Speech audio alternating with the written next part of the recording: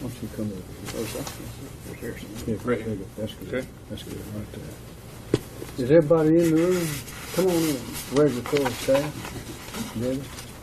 Is that everyone who's coming? Well, y'all, thank you for coming out. We'll tell you what we know. National Transportation Safety Board Chairman Robert Sumwalt is on his way here. We've been in communication for some time now. And of course, they will conduct a thorough investigation, as will others.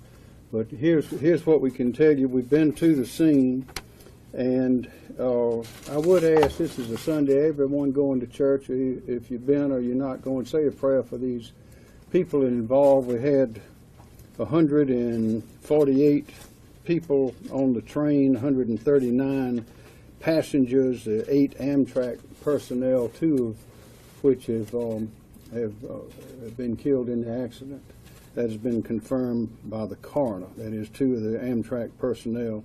Again, it's at 2:35 this morning on the line. This is the CSX line. It is roughly south, a little bit east of Columbia. Just it crosses under 321 headed to Charleston Highway, which runs parallel to I-26. Headed to Charleston. This is just a little bit south of where 77 joins I-26 to get right around Dixiana and Pine Ridge. But it's 2:35 this morning.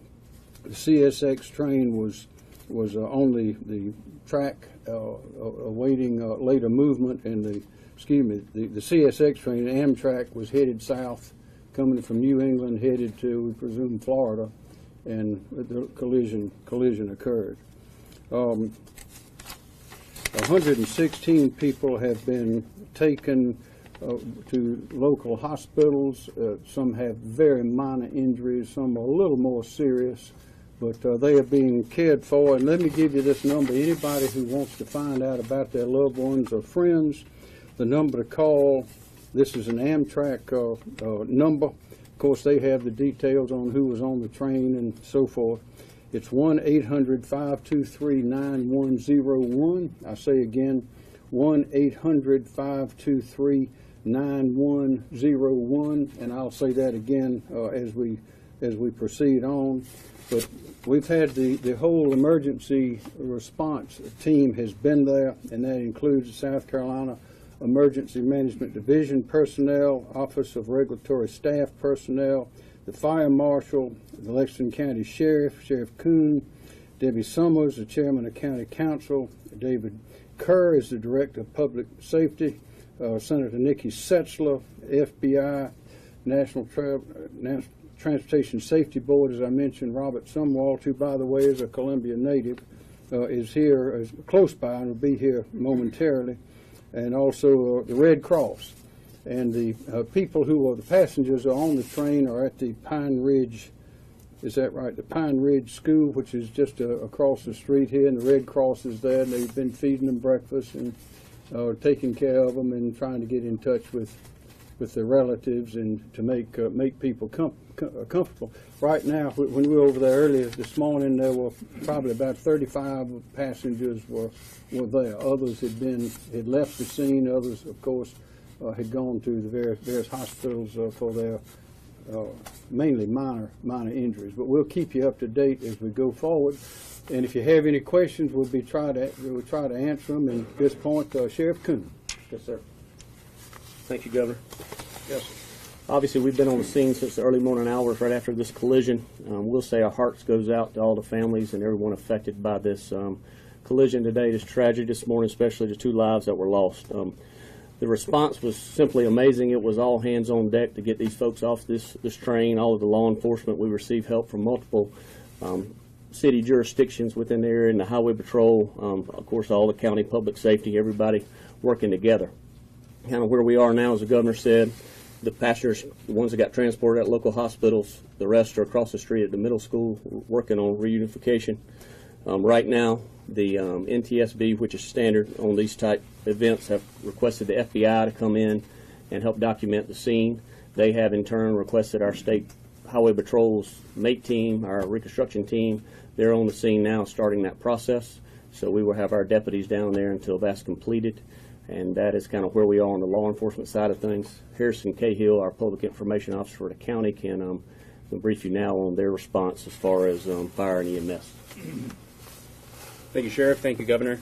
Like you said, my name is Harrison Cahill. I'm with the County of Lexington Public Information Office. That's HARRISONCAHILL, and I'm here to update you a little bit about the public safety side from the county. At this current time, we have scaled back our response to this incident. That's fire and EMS. However, our EOC is still stood up, and we are assisting in the recovery phase of this incident. Just to give you guys a little bit of a timeline as to how this rolled out, our county 911 received the call at 2:34 a.m. The first unit arrived on scene from the Lexington County Sheriff's Department at 2:39 a.m. The first EMS unit arrived on scene at 2:40 a.m. and the first fire unit arrived on scene at 2:42 a.m. That response time is indicative of seamless training, mutual aid agreements. All the partner agencies that you see behind me work together flawlessly to make sure that this incident comes to a satisfactory and successful finish. Of course, our hearts go out to the families that are affected and those that were involved. Nothing can be said that alleviates this for them, but we just want them to know that we're thinking of them and that we're with them in this. To give you an update on the amount of patients that we transferred, there were 116 patients transferred from the Lexington County EMS and other partner agencies to local hospitals. So before we previously reported that there were 70, that number is now 116. Just to reiterate what the governor said, if anyone is trying to get in contact with loved ones, find out where they are, we ask you to call the Amtrak info line. I'll give that number again. It's 1-800-523-9101. Again, 1-800-523-9101. Thank you. Anybody have questions? Governor, have you spoken with the president about this incident, and what, No, ma'am. any assurance has he given No, you? ma'am. I've spoken to Mr. Sumwalt about it, who is the chairman of the National Transportation Safety Board. More questions? Can you tell us any details about how the derailment happened or how exactly it happened? No, sir. That is being determined now, and the National Transportation Safety Board will answer those questions for you. The two people killed were both Amtrak personnel? Yes, sir. What were their jobs specifically? Do not know at this time. You said there was 148 passengers on the train. 8 of those were employees, or 8 No, of ma'am. those were employees? It's 148 total, and 8 were employees. What was the freight train What's hauling that? at the time of the collision? 147. Sir, What was the freight train hauling at the time of the collision? does anyone have the answer to that? It looked empty to me. We went by. Governor, at this time, we think the freight train was empty. Do you know where the freight train was headed from, Governor? No, sir, but it was pointed north. And it was stationary. It was stationary. There's several tracks at that location. I believe there are 3 tracks there. Yeah, can someone here characterize how these tracks come together? Obviously, if we had one stationary and one coming by. Our information, subject to correction, is that this was not the main line.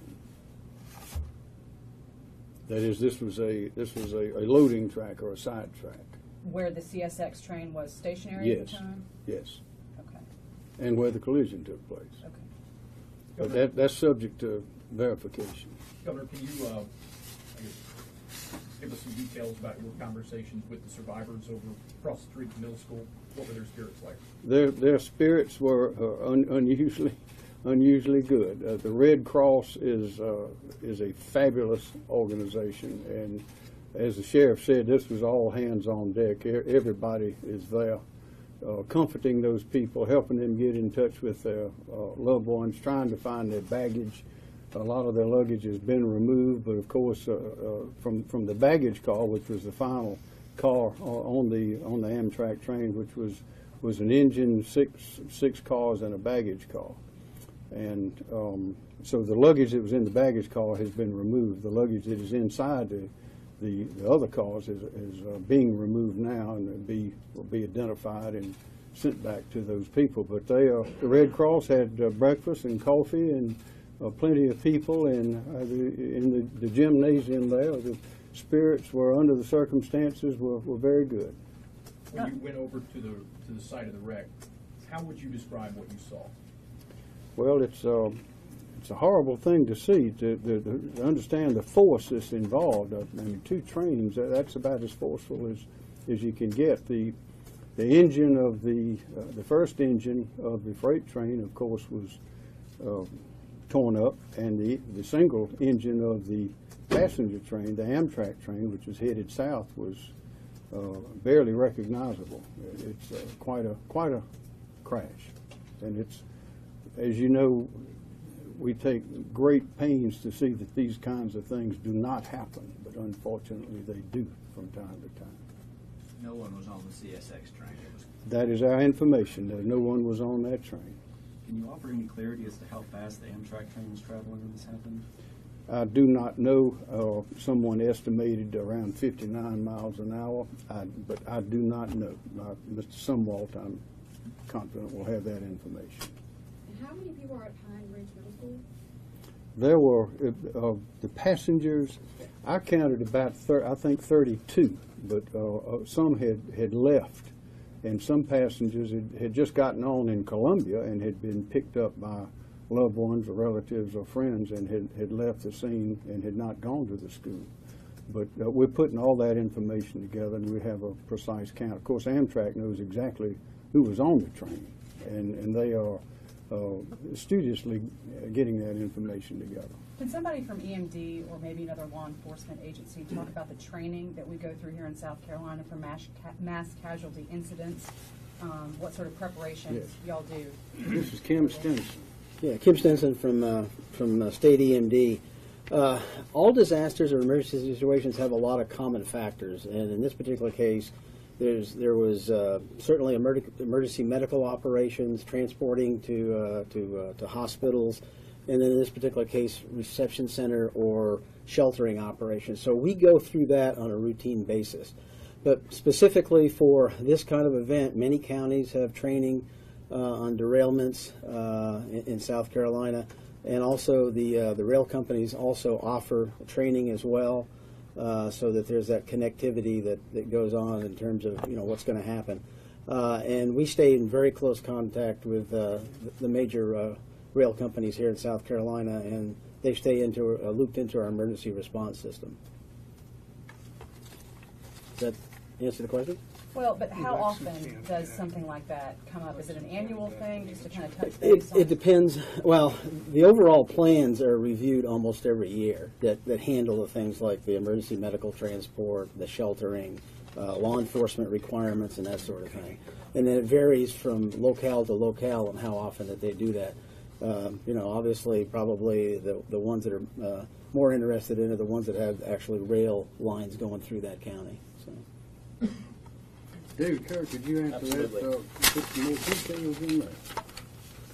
From a county perspective, we go through this type of training very regularly. Another aspect of this response, of course, is hazardous material. Whenever you have a train derailment, things of that nature, you always are concerned about hazardous material. We train on that regularly, several times a year on exercises.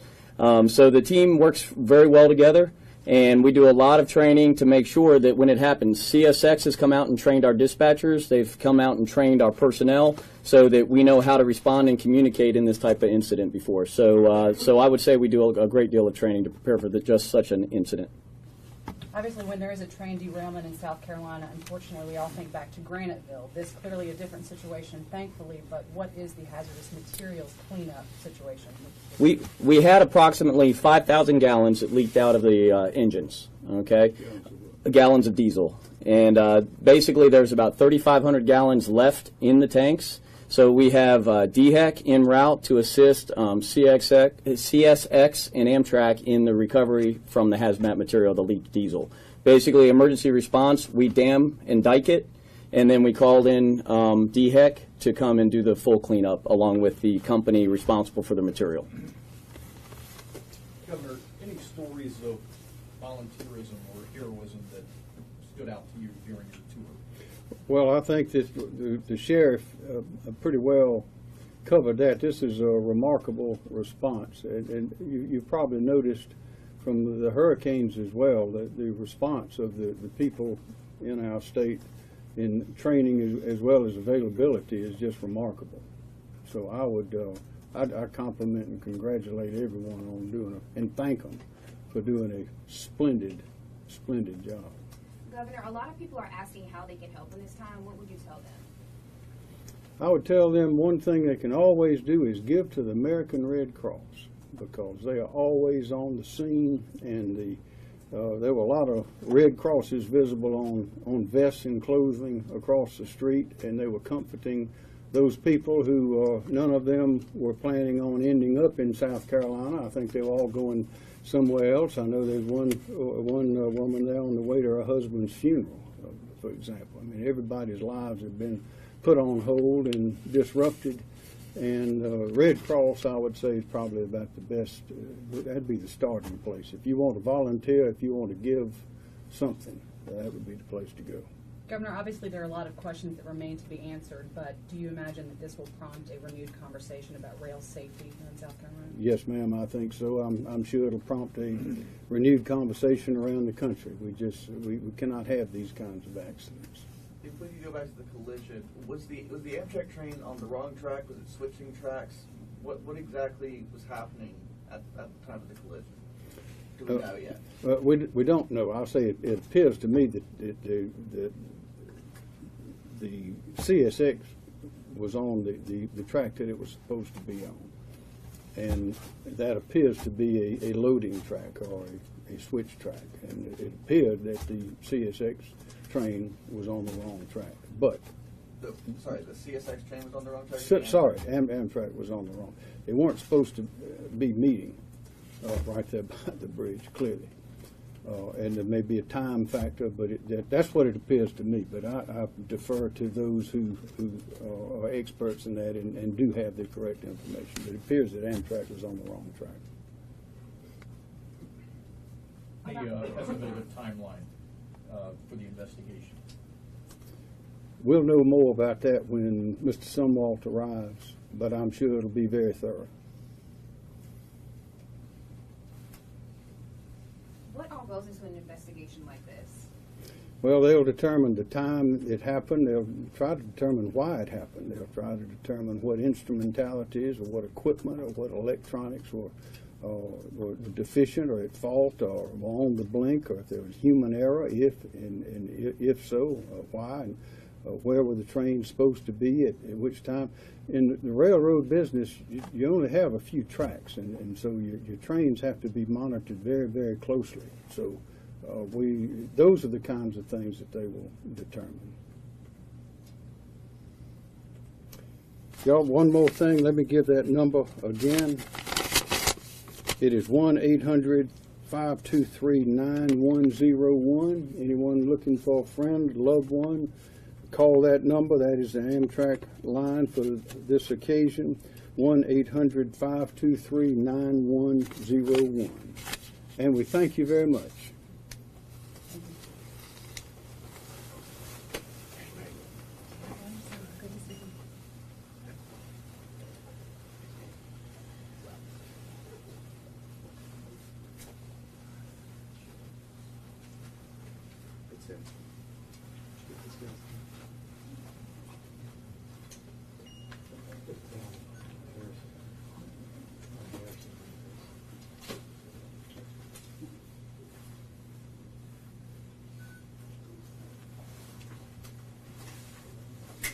Expecting someone else to speak. We haven't gotten any word. Not this time. And hey, JB. Hey, Josh. Should probably be another press conference next couple hours. So, what's the football angle on this? Yeah, the football angle is I was up at 6:30 when I saw this. Foolishly raised my hand. Do you think there'll be another one? I've been regretting that decision for the last